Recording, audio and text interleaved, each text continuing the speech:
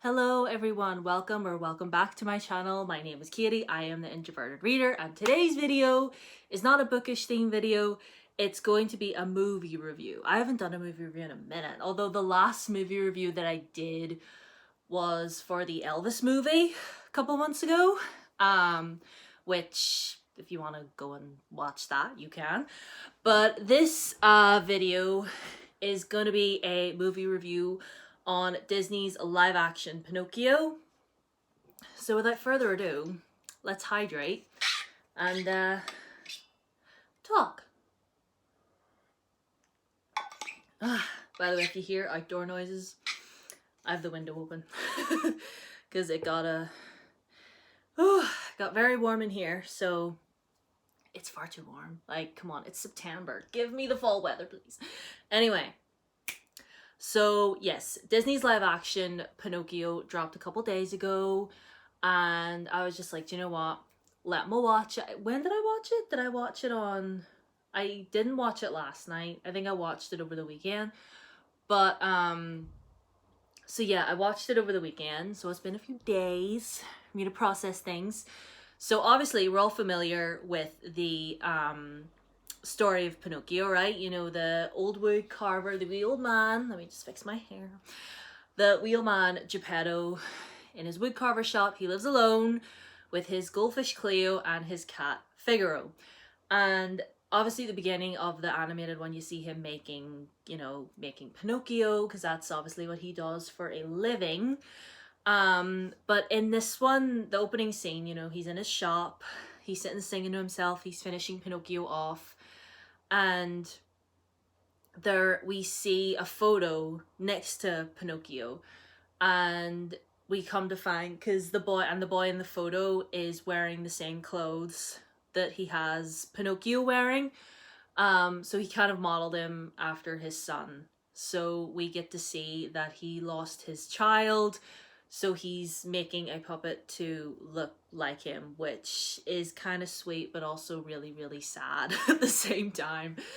And, you know, you see he lives alone, and there's a little scene where someone comes to his door and asks if he can buy one of his clocks, you know, the cuckoo clocks that he has on the wall. And he's like, no, these aren't for sale, you know, they mean too much to me. And it turns out that his wife really, really loved all the cuckoo clocks and everything, so he keeps them all to remind them of his wife, and he built Pinocchio to remind him of his son. So we get a little bit more of a backstory on Geppetto, which I really, really liked. And Tom Hanks plays Geppetto in this, which was a wonderful choice. Like, Tom Hanks, just in everything he does, is just top tier. Like, he played Geppetto really well. This lovely, sweet old man, you know, who... You know, I mean, he has his cat, and, you know, he has his little shop and everything, and you can tell that he always tries to stay upbeat and happy. But, you know, there is this sadness and loneliness about him, which it gets to your feelings. It does. It gets to your feelings. But anyway, you know, he makes Pinocchio, and they have the whole thing, and then he goes to bed. He makes his wish, and he doesn't tell us what his wish is. Obviously, we know what his wish is, because obviously we've seen the original, but I guess for anybody that hasn't seen the original, then they probably wouldn't be able to know, or it's pretty easy to put two and two together, because he says the wish silently to himself, and then he looks over at Figaro, and he's like, do you want to know what I wished for? And Figaro just goes back to sleep. Figaro's just like, nah fam, I'm going to bed. And then Geppetto just goes, oh, it doesn't even matter, probably wouldn't even come true anyway. And you know, obviously at this point, at the very, very beginning, I probably should have said this sooner, but obviously the very, very beginning, obviously it's Jiminy Cricket that's telling the story, and he was voiced by Joseph Gordon-Levitt, which I had no idea about. I would not have picked that up unless somebody told me. But yet he did a wonderful job voicing Jiminy Cricket, and Jiminy Cricket looked really, really good. In this, you know, you see him coming into the shop and everything, and seeing Pinocchio, and it plays out the same way the original does. You know, the blue fairy shows up and you know, grants his wish and everything, makes Jiminy his conscience, and then they have the whole thing. And, you know, it pretty much plays out the same as the original, you know, and then, you know, the next day, Geppetto sends Pinocchio off to school, and, you know, he meets Honest John, I will say the CGI was actually pretty good. Like the detail, like the wood marks on Pinocchio's face and the paintwork on his hair and stuff like that. Like the detail was really, really good. I like that. Although I'm not really a CGI expert, I'm just like, oh, it's CGI. Like I don't care all that much. Like a lot of people might care about how good CGI looks, but for me, I'm just like, I just don't care. But I mean, all in all, amongst all my ramblings, I did enjoy myself. I really enjoyed myself watching this. Like, it's a really, really cute story. There is the darker undertone all the way through it, obviously, you know, with the coachman and everything. And I'll talk about the coachman for a second. Because obviously in the original, the coachman was only kidnapping boys. Whereas in this one, it's all children. There's girls there as well. And they actually gave him a song. They gave him a little bit of a song because it was Luke Evans that was playing the coachman. I genuinely didn't recognize him. It was only until later on because they gave him like they had his face all done up to look all ugly, and you know, they must have given him like, they did something to his teeth. They make them look all crooked, and they give him like all wrinkly, horrible looking skin and stuff. Excuse me. And you know, they're driving along and Pinocchio was like, I'm not sure if I should go. Pleasure Island sounds like a place that I should be at. I should probably get home to my father. And then he like stops the coach and has like a little sing song. It doesn't last that long. It's a pretty short song. And then they get to Pleasure Island. He sings a little bit more. And I will say, some of the stuff at Pleasure Island looked really, really cool, because even though what happens at Pleasure Island was terrible, they get into these little boats and then it like stops and attaches to a Ferris wheel and starts going round, and then it falls down this big hill. It's made out of all these sweets. Like, they really, really made it look as if like this is every child's paradise right here, and all these kids are going crazy. They're smashing stuff and they're breaking stuff.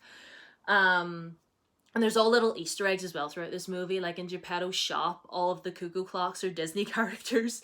Like there's one where it's Rafiki lifting up Simba whenever the clock goes off. There's another one of Sleeping Beauty and Maleficent. There's one of Woody on Bullseye.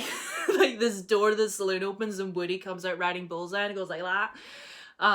Yeah, it's really, really cute. There's loads of wee Easter eggs just all the way through this. And again, it's a really cute, sweet, good, wholesome movie. And, you know, they added in a new character as well whenever Pinocchio was with I realize I'm going all over the place, but that's just who I am, okay? They introduced another character whenever Pinocchio was taken by Stromboli. This girl, this young girl sort of befriends Pinocchio. You know, he's backstage and he becomes friendly with her, and she has her own little puppet who's this little ballerina who he makes friends with. And in the end, she is actually part of the reason why he's able to escape Stromboli. You know, he gets thrown into the cage and locked away, and you know, the girl comes and like shows him where the key is, and you know, she and her little puppet help him to like gain courage to be able to get himself to get out of it. So I really, really liked that. I really liked how there was someone in there that was maybe nice to him, that he wasn't completely on his own. Like, I really liked that. Didn't get a whole lot of her, if I'm being honest. She had like this brace thing on her leg, which like, did she break her leg?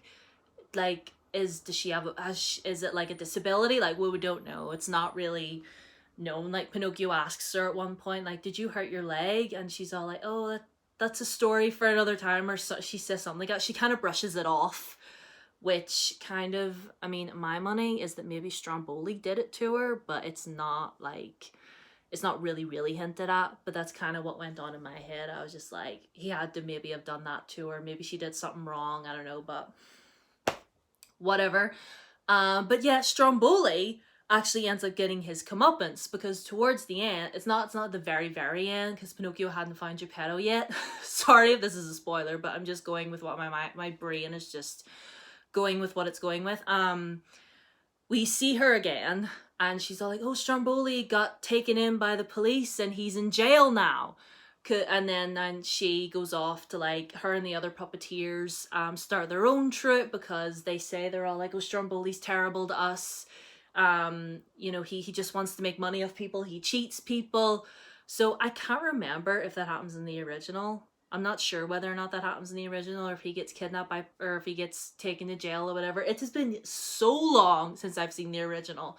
But anyway, although one thing I wouldn't have minded was, like, Stromboli's one thing. Like, he was a cheater, took people out of their money, but the coachman is genuinely, oh, like, he kidnapping children, turning them into donkeys, and it's Jiminy that sees them getting into the cages.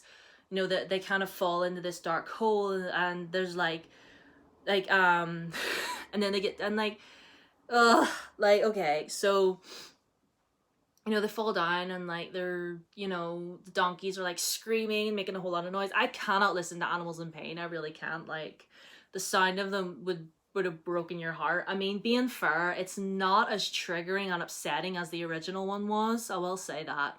Especially the scene where the boy that Pinocchio sort of makes friends with, you know, that part in the animated one where he gets turned into a donkey, that was triggering to us as children, I'll tell you that. It's not that bad in the live action one, but still really sad because, like, like, they tear their clothes and they throw these poor donkeys into cages, and it's like, they're not really donkeys, they're children, and you just ripped a child's clothes off and tossed it into a cage, and it was really quite upsetting. And I genuinely wouldn't have minded if they'd expanded it a little bit more and had a few scenes where the coachman got his comeuppance as well, because, like, he was kidnapping children and enslaving them. Like, we couldn't have gotten something where Pinocchio maybe was like, oh, here, we need to help those kids. But, you know. And they made Monstro is not a whale. He, like, at first, he kind of looked like one, and I was like, that is not, what kind of breed of whale are you? But they kind of just turned him into this big giant sea monster with like all these like tentacles, and you didn't really, it looked like he looks like a whale the first time you see him, but then the more we get of him, it's more of a sort of like a mythological sea monster sort of thing. I'm gonna take another drink. Again, like I said, all in all, it was a good movie, but the ending, should I say, I doubt anybody cares, but, so the very end, right, you know, they escape. If you don't want to hear, then click off, I'll see you later. But if you're still here, keep on watching. So anyway, Pinocchio doesn't become a real boy at the very end. He doesn't. Him and his father escape Monstro, and they're all like, right, we should probably go home now. And then Jiminy Cricket narrates over it, and he says, you know, some people say that Pinocchio became a real, honest-to-goodness, real-life boy, but did that really happen? We'll never know. They kind of leave it up to your own interpretation, you know, because obviously in the original one, we know that after they all escaped, the blue fairy came and, you know, granted Pinocchio his wish, you know, it's that you're brave and true and unselfish, and, you know, you get to be a real boy now, and she turns him into a real boy. And I was waiting for that part, but it didn't happen. You know, they kind of just gathered themselves up and went home. And, you know, I mean, I remember watching that and just being like, oh, okay, so that's how they're doing it, okay. And I will be honest, I was a little bit disappointed. And, I mean, all in all, I've said this numerous times, it's a cute movie, it's good, it's not anything groundbreaking, you know, it's not really anything groundbreaking. I like the way that it's shot. You know, I mean, I like Tom Hanks's Geppetto, I like the animation, I like the way it was shot, I like the whole aesthetic of Pleasure Island. Wouldn't it be hilarious if, like, in Disneyland, they opened up another section that was all Pleasure Island? That would be unbelievable. And probably really, really a bad idea, because all we know of Pleasure Island is that you smash stuff up. But anyway, that would be a bad idea. Don't take that idea. But all in all, it was alright. I know there's a Guillermo del Toro version of Pinocchio that's going to be coming out on Netflix soon. I don't know when that date is going to be, but I will definitely watch that. And but I mean, all in all, Pinocchio was alright. It was okay. If you're the sort of person that's like, nope, I'm not going to watch it, nope, then don't. But like for me, I just sort of watched it to see what they would do with it, to see if they would add anything on or anything like that. But overall, it was just okay. I think if I had to pick a favorite out of all the Disney live action remakes that I've ever seen, I would give it probably to Beauty and the Beast. That might be an unpopular opinion, but do I give a damn? No, I don't care. I love the live action Beauty and the Beast. I love the animated version. Both of them are great in their own rights. Don't bother adding me because I will ignore you. Okay? Oh, and Cinderella as well with Lily James as well. I like those two. But yeah, all in all, Pinocchio was okay. Watch it, don't watch it, doesn't matter to me. Anyway, I'm gonna go because I've talked your ear off long enough. But if I had to give Pinocchio a star rating, I would probably give him a 3 out of 5. But anyway, yes. I hope you enjoyed this video. I hope you're having a good day. My Twitter, Instagram, down below as always. Feel free to subscribe if you haven't already. Ring the bell so as you know when my next video is up. And hopefully my next video will be maybe more book related. Maybe, I don't know. I've never any idea what I'm going to film prior, but sure. Whatever. I'll see you in my next video, which will be next Tuesday because I'm working over the weekend. So I'll see you next week. Bye!